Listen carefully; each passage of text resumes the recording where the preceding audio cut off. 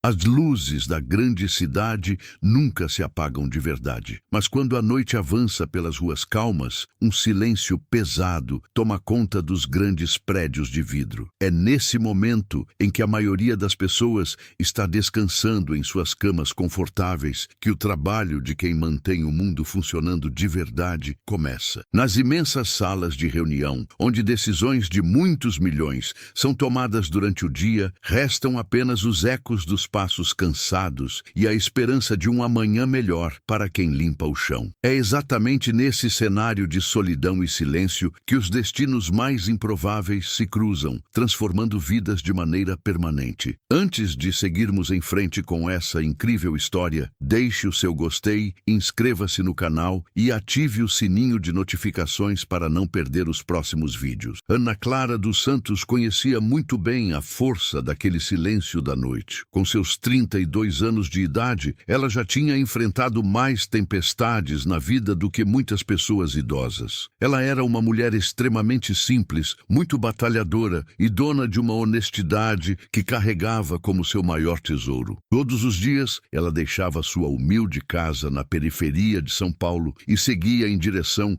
à movimentada e luxuosa Avenida Faria Lima, onde trabalhava como faxineira no turno da noite em uma imensa e famosa torre empresarial. O trabalho era pesado e cansativo, mas a motivação de Ana Clara tinha nome e sobrenome: seu filho Lucas, um menino muito esperto de 8 anos de idade. Sendo mãe solo, ela precisava se desdobrar para garantir que nada faltasse ao pequeno, embora as dificuldades financeiras estivessem cada vez mais severas, com contas acumuladas e o fantasma do aluguel atrasado tirando o seu sono. Naquela noite específica, o cansaço parecia pesar ainda mais sobre os ombros de Ana Clara. Ela vestia a sua tradicional roupa de trabalho azul e usava as suas velhas luvas amarelas para se proteger dos produtos de limpeza químicos. Ela empurrava o seu carrinho com baldes e panos pelo 20º andar do prédio, que pertencia inteiramente ao renomado e poderoso grupo empresarial Montenegro. Enquanto passava o pano pelo chão de granito polido, seus pensamentos voavam longe, calculando como faria para comprar os mantimentos daquela semana e pensando no sorriso de Lucas, que a esperava em casa sob os cuidados de uma vizinha bondosa. Ela respirou fundo, ajustou as luvas amarelas nas mãos e empurrou a pesada porta de vidro da principal sala de reuniões da diretoria, esperando encontrar apenas cadeiras vazias e papéis descartados. No entanto, assim que deu os primeiros passos para dentro do ambiente escuro, que era iluminado apenas pelos postes da avenida que entravam pelas grandes janelas de vidro, Ana Clara percebeu que algo estava diferente. Um som abafado e muito baixinho que parecia um choro de criança quebrava o silêncio do andar. Ela parou de andar imediatamente, segurando o cabo da vassoura com mais força e prestando muita atenção. O choro baixinho vinha debaixo da imensa mesa de reuniões feita de madeira nobre. Com muito cuidado para não fazer barulho e com o coração batendo acelerado no peito, Ana Clara se abaixou lentamente. Ela ergueu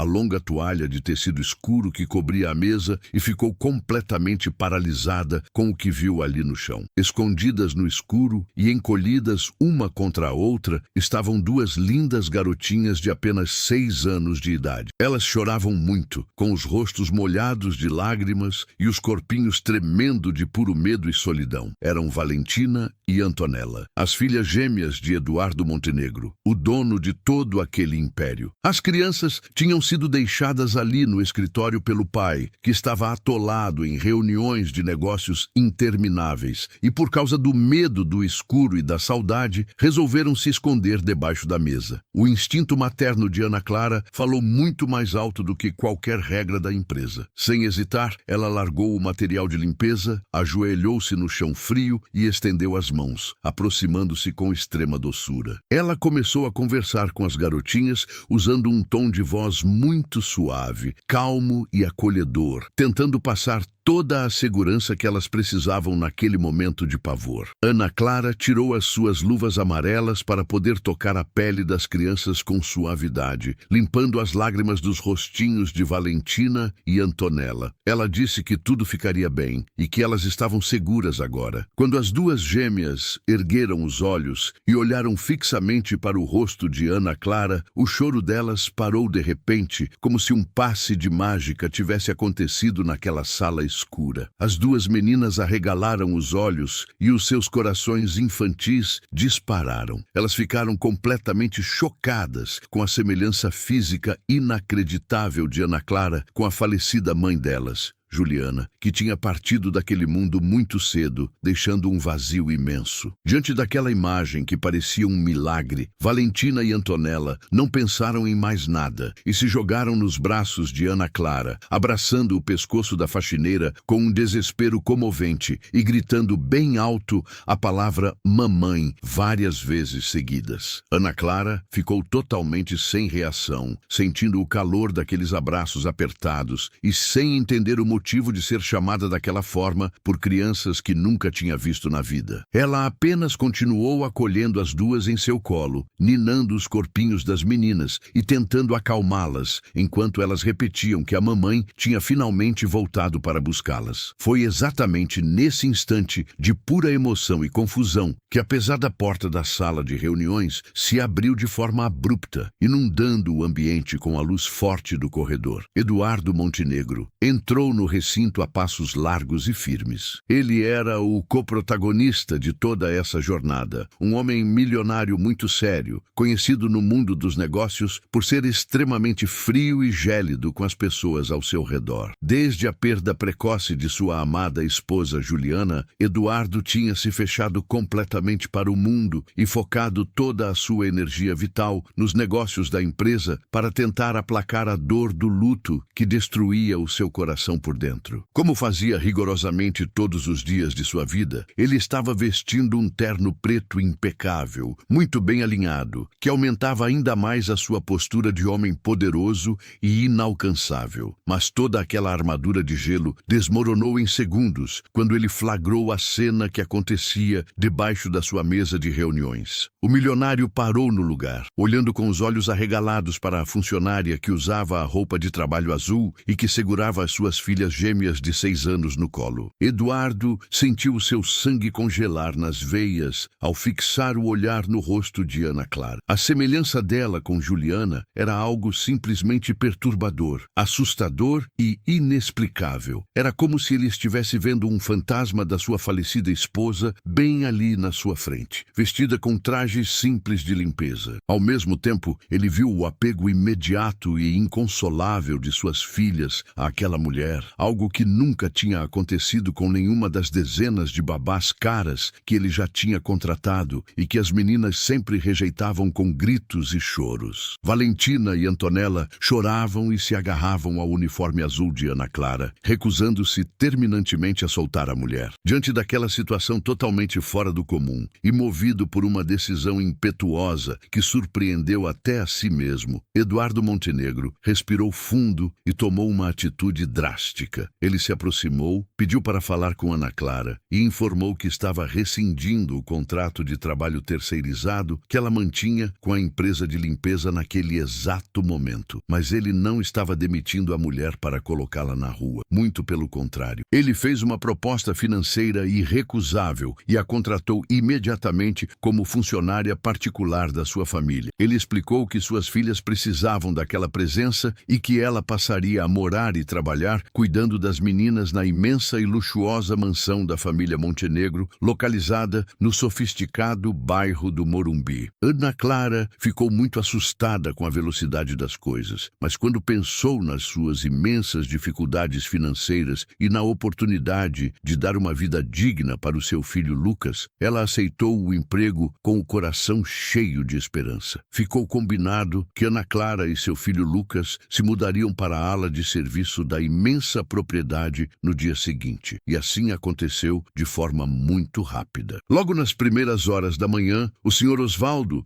o motorista particular da família Montenegro, um homem muito bondoso e prestativo, chegou na periferia, pilotando um carro luxuoso e preto para buscar a nova funcionária e o seu pequeno filho. Lucas ficou completamente maravilhado com o tamanho do veículo e com o conforto dos bancos de couro, olhando por todas as janelas com os olhos brilhando de pura curiosidade infantil. O Sr. Osvaldo ajudou a colocar as poucas malas de roupas no porta-malas e conduziu a transição daquela família simples da periferia para a realidade totalmente diferente do bairro do Morumbi. Ao cruzarem os imensos portões de ferro da mansão Montenegro, Ana Clara sentiu um frio na barriga. A casa era simplesmente gigantesca, cercada por jardins impecáveis e protegida por altos muros de pedra. Assim que desceram do carro, eles foram recebidos na entrada da residência por Dona Marta, a governanta da mansão Montenegro. Dona Marta era uma senhora de 60 anos de idade, muito rígida, protocolar e que seguia todas as regras de etiqueta da casa com extrema firmeza. Ao olhar para Ana Clara, Dona Marta não conseguiu esconder a sua profunda desconfiança inicial. Ela achava muito estranha toda aquela história de contratar uma faxineira de prédio para cuidar das filhas do patrão e temia que Ana Clara fosse apenas mais uma pessoa oportunista, tentando se aproveitar da caridade e da riqueza de Eduardo. Mesmo sentindo os olhares cheios de julgamento de Dona Marta, Ana Clara manteve a sua cabeça erguida e a sua postura humilde. Ela fez questão de continuar usando a sua roupa de trabalho azul e as suas luvas amarelas para realizar as tarefas diárias e cuidar das pequenas gêmeas, mostrando que não tinha vergonha de suas origens e que estava ali apenas para trabalhar de forma honesta. Pouco a pouco, o ambiente pesado da casa começou a mudar. O pequeno Lucas, com sua energia contagiante de 8 anos de idade, logo se entrosou com as meninas, ganhando uma nova vida cheia de brincadeiras e espaço para correr, tornando-se uma espécie de irmão adotivo para Valentina e Antonella, que andavam muito sorridentes e felizes desde a chegada daquela nova família na ala de serviço. No entanto, a semelhança física avassaladora de Ana Clara com a falecida esposa continuava perturbando profundamente a mente de Eduardo Montenegro. Sempre que estava na mansão, ele observava a mulher de longe, mantendo o seu terno preto impecável e o seu semblante sério, mas com os pensamentos totalmente bagunçados por aquela conexão inexplicável. Sem conseguir encontrar respostas lógicas para o que estava acontecendo, Eduardo tomou uma atitude firme e chamou Geraldo ao seu escritório particular. Geraldo era o chefe de segurança da noite e o homem de total confiança do milionário, responsável por zelar pela proteção de toda a família. Eduardo olhou nos olhos de Geraldo e ordenou que ele conduzisse uma investigação extremamente discreta, detalhada e profunda sobre todo o passado de Ana Clara, incluindo a sua árvore genealógica e os laços de sangue de seus antepassados. Enquanto Geraldo começava a vasculhar os registros antigos nos cartórios e arquivos da cidade, algo muito especial acontecia dentro das paredes da mansão. Em uma tarde chuvosa, Ana Clara estava brincando de esconde-esconde com Valentina e Antonella pelos longos corredores do andar superior da casa. No meio da brincadeira, as meninas correram em direção a uma pequena porta de madeira que ficava no final do corredor e que dava acesso ao sótão antigo da propriedade, um lugar que raramente era visitado pelos moradores e que guardava muitas memórias do passado da família. Curiosas, as 3 crianças e Ana Clara subiram os degraus de madeira rangentes e entraram no sótão, que estava cheio de poeira e móveis cobertos por lençóis brancos. As gêmeas começaram a mexer em algumas caixas velhas de brinquedos, rindo alto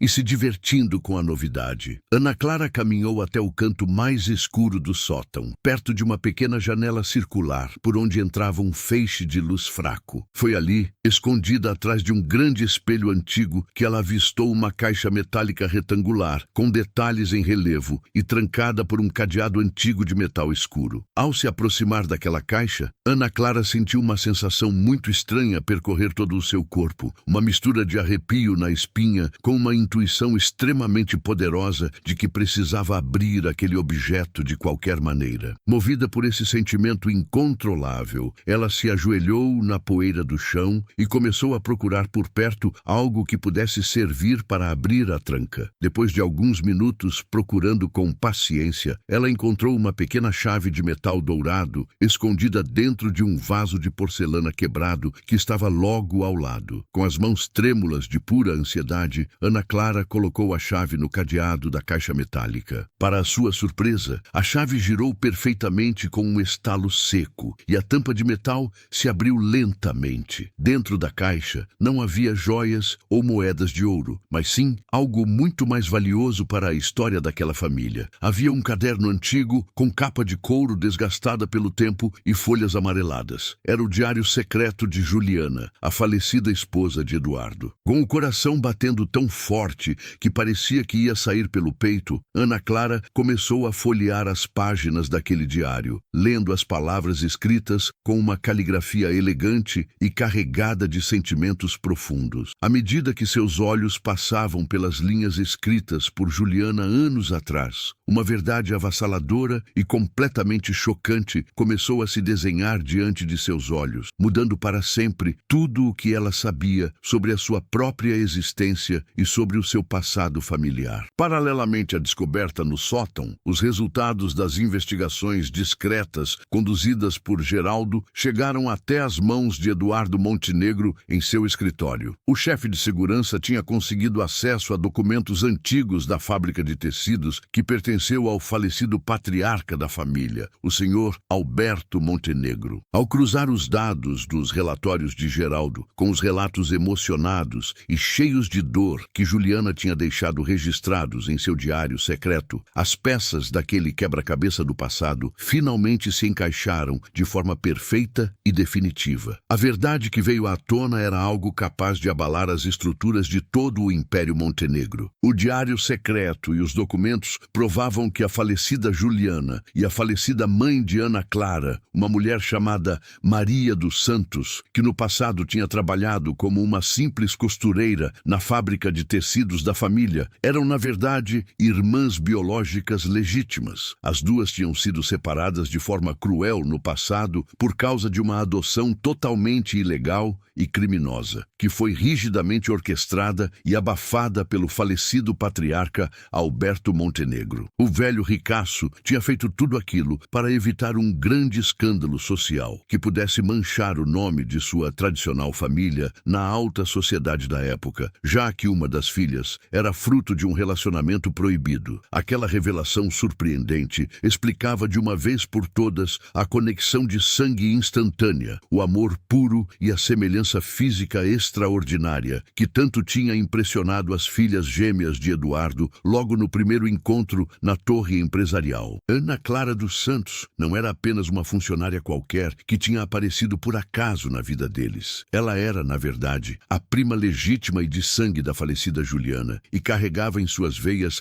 a mesma herança e a mesma história daquela linhagem familiar. Ao descobrir que a mulher simples, que limpava o seu escritório com roupas azuis e luvas amarelas, era parte legítima de sua família, Eduardo Montenegro sentiu um turbilhão de emoções invadir a sua alma, percebendo que o destino tinha cruzado seus caminhos por um motivo muito maior do que ele jamais poderia imaginar. O vento da mudança sopra quando menos esperamos, trazendo revelações que podem erguer ou desmoronar grandes impérios construídos sobre segredos do passado. Me conte o que você está achando da história até agora. De onde você está assistindo, deixe nos comentários para eu saber. A vida na grande mansão do Morumbi estava prestes a tomar um rumo completamente inesperado para todos os moradores daquela imensa propriedade. Depois da descoberta daquela misteriosa caixa metálica no sótão poeirento, o silêncio da noite foi preenchido por uma forte onda de emoções que ninguém ali conseguiria segurar. Eduardo Montenegro permaneceu sentado em sua grande cadeira de couro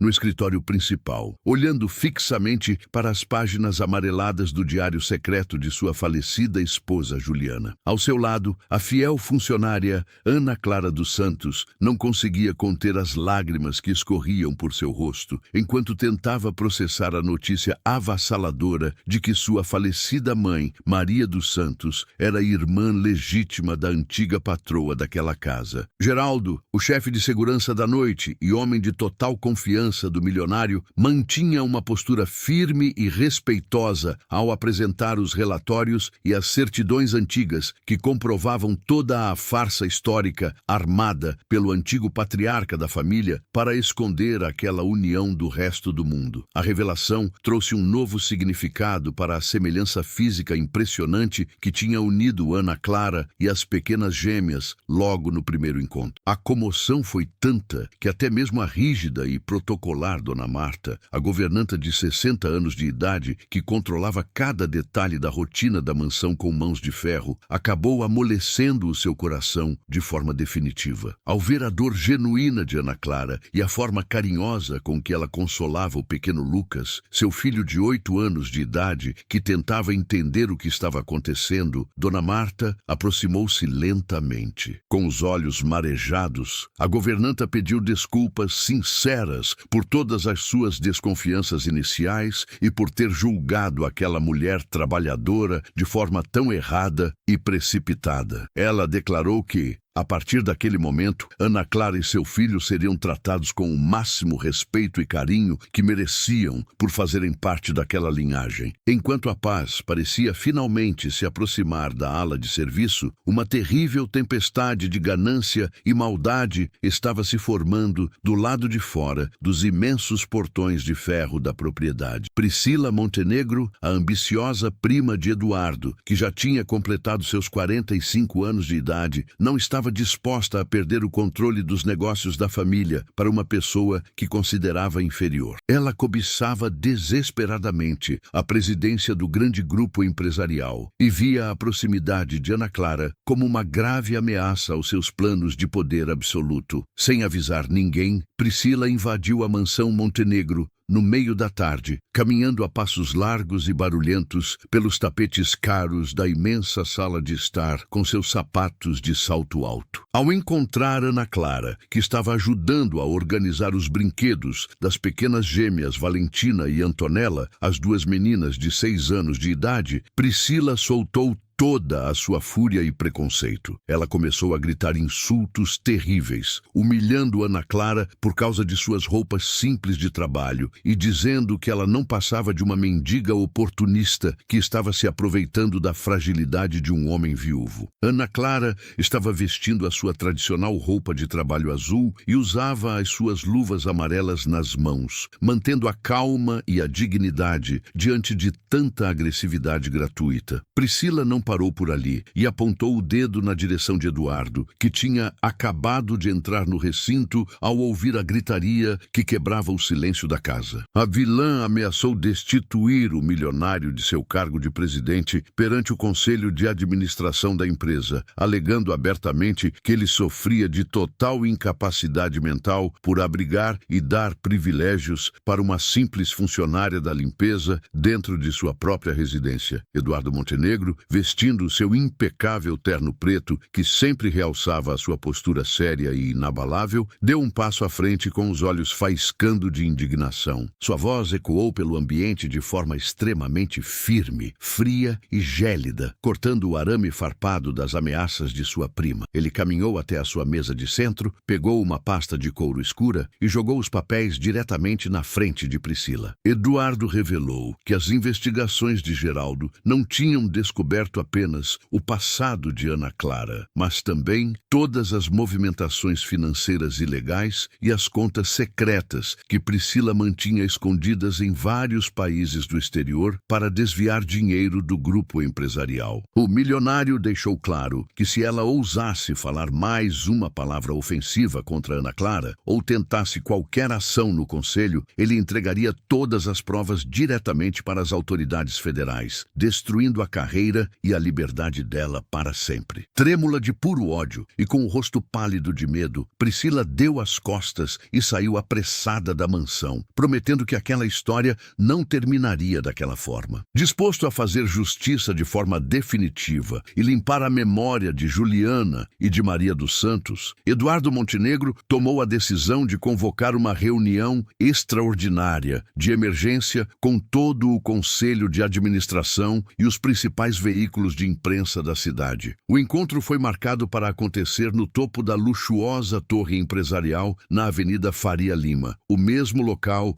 onde tudo tinha começado semanas antes. Nos dias que antecederam o grande confronto, Eduardo tentou presentear Ana Clara com vestidos caros, joias finas e roupas de grife para que ela se apresentasse perante os diretores, mas a orgulhosa batalhadora recusou cada uma das ofertas com muita doçura e firmeza. Ela explicou ao milionário que sua verdadeira dignidade não estava em roupas luxuosas que não lhe pertenciam, mas sim no suor de seu trabalho honesto que tinha sustentado o seu filho Lucas por todos aqueles anos. Ela afirmou que enfrentaria o conselho vestindo exatamente a mesma vestimenta que usava quando descobriu a verdade sobre sua vida. No dia da grande assembleia extraordinária, a imensa sala de reuniões do 20º andar estava completamente lotada por executivos de expressão severa e jornalistas com suas câmeras prontas para registrar cada detalhe do anúncio. As portas de vidro se abriram e Eduardo Montenegro entrou no recinto com sua postura imponente, vestindo o seu tradicional terno preto alinhado. Ao seu lado, segurando sua mão com total confiança, estava Ana Clara dos Santos. Ela caminhava de cabeça erguida, vestindo orgulhosamente a sua roupa de trabalho azul e usando as suas luvas amarelas de faxineira, deixando todos os presentes em um silêncio absoluto de puro espanto. Eduardo assumiu o controle do microfone da bancada principal e começou a discursar com uma clareza impressionante. Ele apresentou o diário secreto de Juliana encontrado no sótão, exibiu os documentos históricos de adoção ilegal localizados por Geraldo e mostrou os laudos oficiais dos exames de DNA que comprovavam o parentesco inegável de Ana Clara. A farsa histórica da família Montenegro foi totalmente desmascarada diante do público e os conselheiros, comovidos e sem qualquer argumento contra as provas físicas, votaram por unanimidade pelo reconhecimento imediato de todos os direitos legítimos e da herança de Ana Clara como parte daquela dinastia. Priscila Montenegro estava presente no fundo da sala, assistindo à votação com os dentes cerrados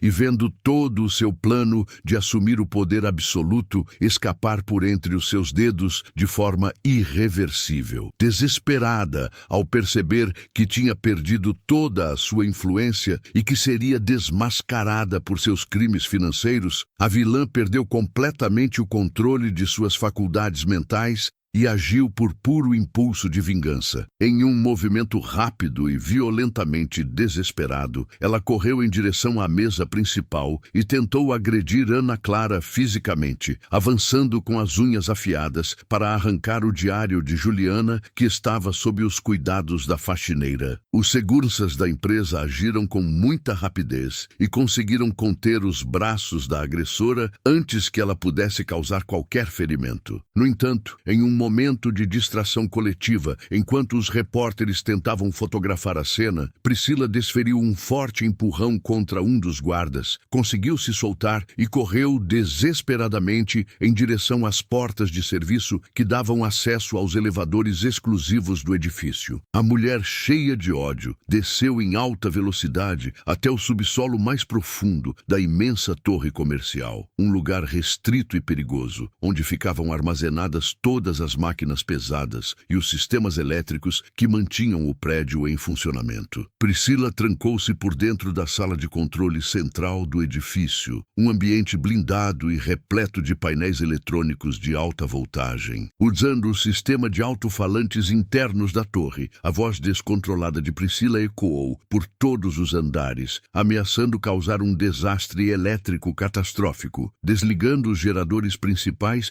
e provocando um curto-circuito circuito em massa que colocaria a vida de centenas de pessoas em risco caso Ana Clara não assinasse um documento oficial de renúncia de todos os seus bens e direitos hereditários em menos de 10 minutos. O pânico começou a se espalhar pelos andares superiores, mas Eduardo e Ana Clara sabiam que não podiam hesitar nem por um segundo. Sem esperar pela chegada da polícia, os dois correram em direção às escadas de emergência de concreto, descendo os degraus em ritmo acelerado em direção ao labirinto de máquinas do subsolo. Aquele ambiente escuro, abafado e cheio de ruídos industriais era um local que a maioria das pessoas da diretoria considerava assustador, mas Ana Clara conhecia profundamente cada canto, cada corredor e cada tubulação daquela área técnica, devido aos seus longos anos trabalhando no turno da noite, limpando os pisos e as instalações dali. Ela assumiu a liderança da descida, guiando o milionário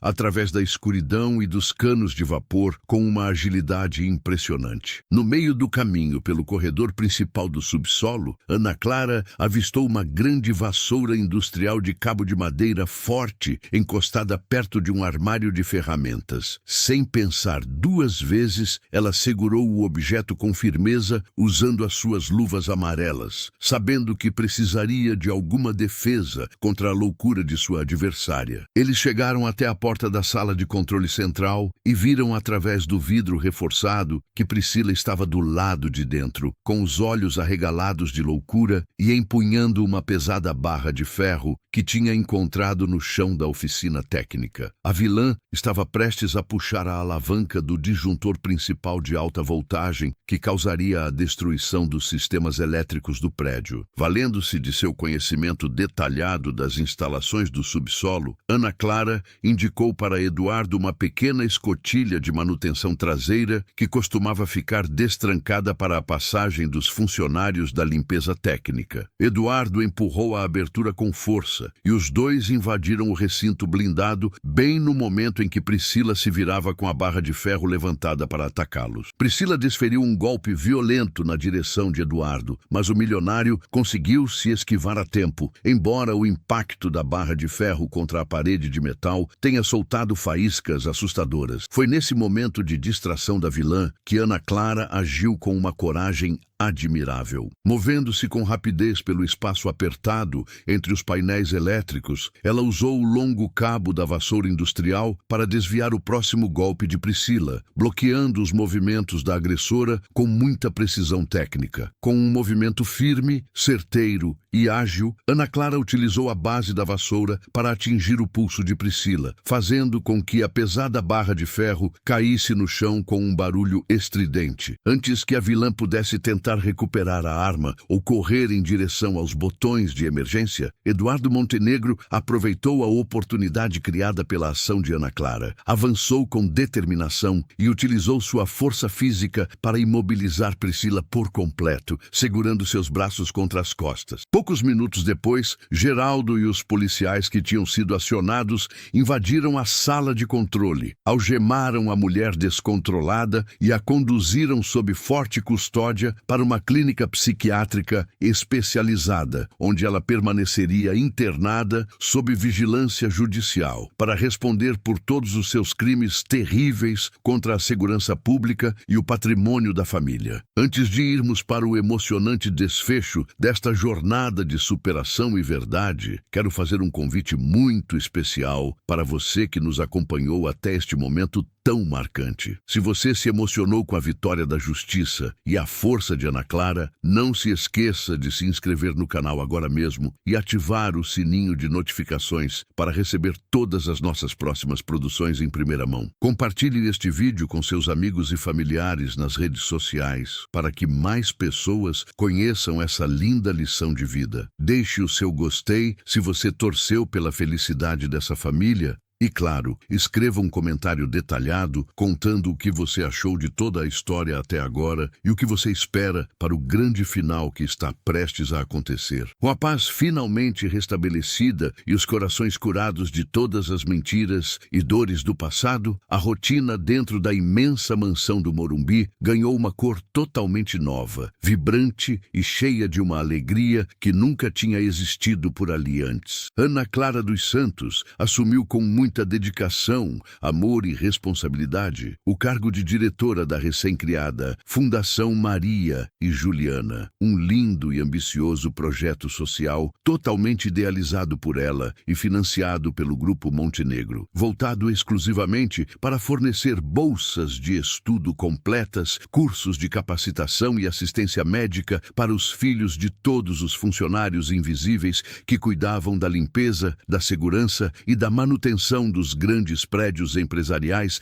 da cidade de São Paulo. Ela fazia questão absoluta de continuar vestindo o seu querido uniforme azul e as suas luvas amarelas de faxineira durante as suas visitas comunitárias nas periferias, servindo como um verdadeiro símbolo vivo de orgulho de sua trajetória e profunda humildade para inspirar outras pessoas necessitadas. Toda aquela hierarquia fria, gélida e distante que antes dominava os longos corredores da imensa mansão foi completamente desfeita por ordem de Eduardo, e todos os funcionários da casa, trabalhando sob o olhar agora carinhoso e protetor de Dona Marta, passaram a conviver em total harmonia e a ser tratados com o mesmo respeito, igualdade e dignidade que qualquer membro da família recebia. Em uma linda e ensolarada tarde de domingo, com o imenso jardim da propriedade repleto de flores coloridas, borboletas e muita vida, diante do sorriso radiante e das risadas felizes das 3 crianças da casa, Valentina, Antonella e o pequeno Lucas, que corriam alegremente pela grama verde, Eduardo Montenegro deu um passo à frente. O milionário, que estava vestindo o seu tradicional e elegante terno preto de sempre, olhou nos olhos de Ana Clara com uma admiração profunda, ajoelhou-se com imensa emoção no meio do jardim e pediu a mulher em casamento, estendendo uma pequena caixa de veludo que guardava um lindo anel de ouro brilhante, adornado por uma magnífica pedra azul que reluzia sob a luz do sol da manhã. Com lágrimas de pura felicidade e gratidão escorrendo por suas bochechas, Ana Clara aceitou prontamente o pedido com um abraço apertado, consolidando de forma definitiva a união de 2 mundos que antes pareciam tão distantes e opostos, mas que agora estavam eternamente curados, transformados e unidos pela força invencível do amor verdadeiro e da justiça divina.